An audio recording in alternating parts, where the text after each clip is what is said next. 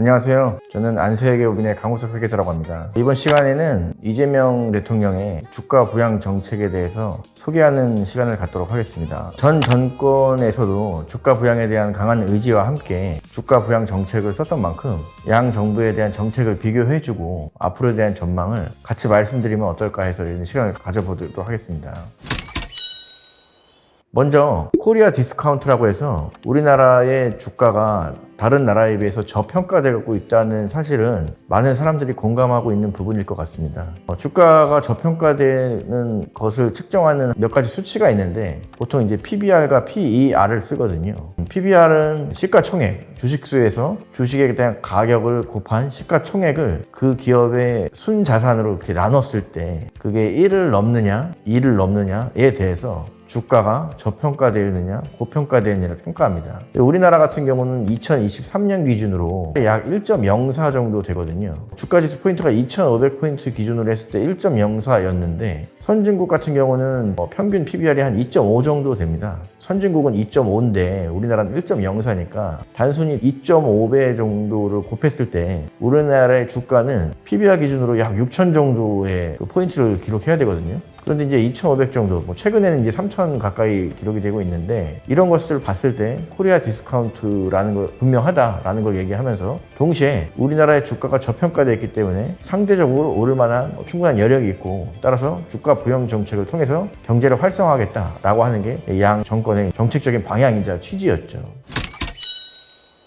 주가가 낮으면은 경제에 미치는 영향이 큰데 근로소득자들이나 다른 소득자들이 돈을 벌면은 부동산을 투자하거나 주식을 투자하거나 등등 자본에 대한 투자를 통해서 돈을 더 많이 벌려고 하는 경향은 누구나 갖고 있겠죠. 그런데 우리나라 같은 경우는 주식시장에서 재미가 없단 말입니다. 쉽게 말해서 주식시장이 디스카운트 돼 있는데 계속 디스카운트 돼서 오르지가 않으니까 주식에는 상대적으로 투자하려는 사람들이 없고 부동산에만 투자하려고 하는 것이죠.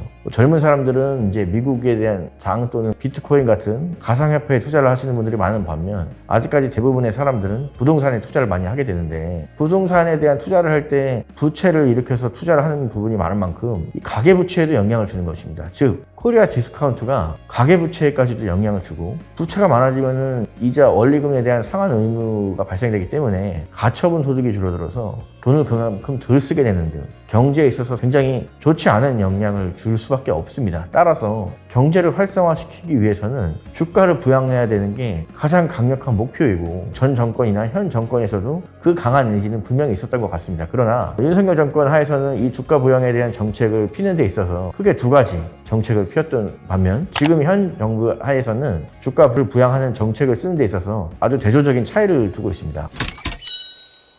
먼저 전 정권에서는 기업 밸류업 프로그램이라고 그래가지고 불공정 거래나 공매도를 지향시키는 등 주가에 악영향을 미치는 거래에 대해서 불식시키겠다. 금투세를 폐지하거나 ISA 세제 혜택을 주겠다. 또는 인적 분할을 통한 자사주 마법 같은 것을 방지하겠다라고 하는 등 시장의 큰 흐름에 반하지 않으면서 동시에 어떤 혜택을 주는 등의 정책을 많이 펴었습니다. 특히 기업에 대한 주가가 올라가면은 상속세나 증여세에 대한 부담이 커지기 때문에 인위적으로 주가를 낮추려고자 하는 대기업들의 니즈가 반영해서 상속세를 완화함으로 인해서 주가를 부양시키겠다고 하는 등 근원적인 측면에서 접근하려고 하는 게 전 정권의 센스였습니다.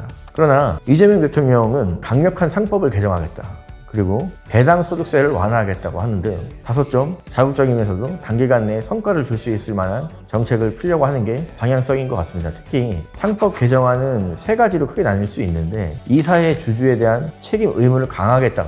두 번째로 감사위원을 선택할 때 3%에 대한 룰을 적용하겠다. 그리고 이사를 선임할 때 집중투표제라는 제도를 시행하겠다고 하는 등 다소 좀 기업에서는 싫어할 법한 경영권을 방어하는 데 있어서는 다소 좀 취약할 수도 있는 그렇지만 소액주주를 보호하는 데 있어서는 아주 강력한 정책을 피기 위한 수단으로 상법 개정안을 강력하게 이제 시행할 의지를 갖고 있는 것 같고요. 두 번째로는 배당 소득세에 대한 완화입니다. 우리나라 같은 경우는 기업에 대한 주식을 투자해서 배당을 받을 때 그 배당에 대해서 금융소득이 2천만 원을 초과할 때는 종합소득에 과세되어서 마찬가지로 50% 이상의 세금을 부과하고 뿐만 아니라 건보료나 4대 보험과 같은 준조세 성격의 세금을 부담시켜서 결국은 배당 소득을 받아도 세금을 너무 많이 내서 가계에 긍정적인 영향을 미치지 못하는 편이 더 많았고, 따라서 배당 성향이 높은 주식을 투자하는 것도 사실은 꺼리는 투자자들이 많았거든요. 그러니까 이제 부동산에 대한 투자로 방향을 돌리는 것이죠. 그러나 이재명 정부 하에서는 이 배당 소득세에 대해서 구체적으로 확정된 안은 나오지 않았지만 15.4%의 분리과세를 추진함으로 인해서 결국은 은퇴 자금에 대해서 꾸준하게 배당 소득을 받는다 하더라도 저율의 세금을 부과시키는 등의 방법으로 주식에 대한 투자에 있어서 실질적인 이익을 주도록 유도하겠다라고 하는 게 가장 강력한 특징인 것 같습니다. 한 예로 미국 같은 경우는 적격 배당, 보통 배당이라고 해가지고 배당에 대한 구분을 두 가지로 크게 나누고 있는데, 적격 배당에 해당하는 배당 같은 경우는 0%에서 10%, 20%로 분리과세가 되게끔 해서 세 부담을 덜어주는 그러한 이제 특징이 있습니다. 우리나라에서도 뭐 적격 배당이다, 보통 배당이다 이런 구분까지는 아니더라도 15.4%의 분리과세를 도입함으로 인해서 굉장히 이제 강력한 세제 혜택을 주겠다는 것이죠.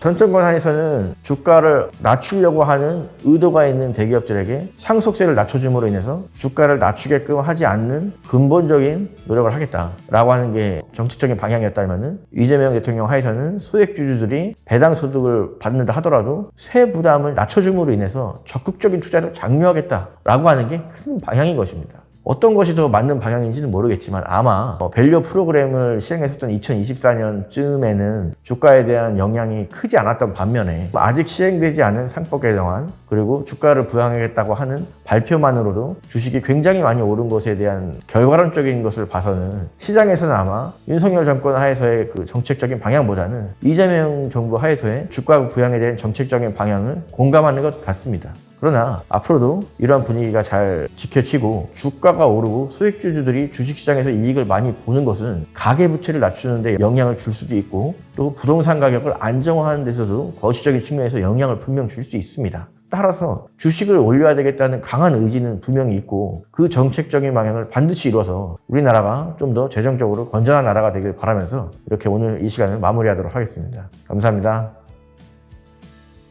정답은 언제나 안새 스마트한 선택 송도에 숫자 위에 신뢰를 더해 프로답게 안새 외계 안새 the best answer.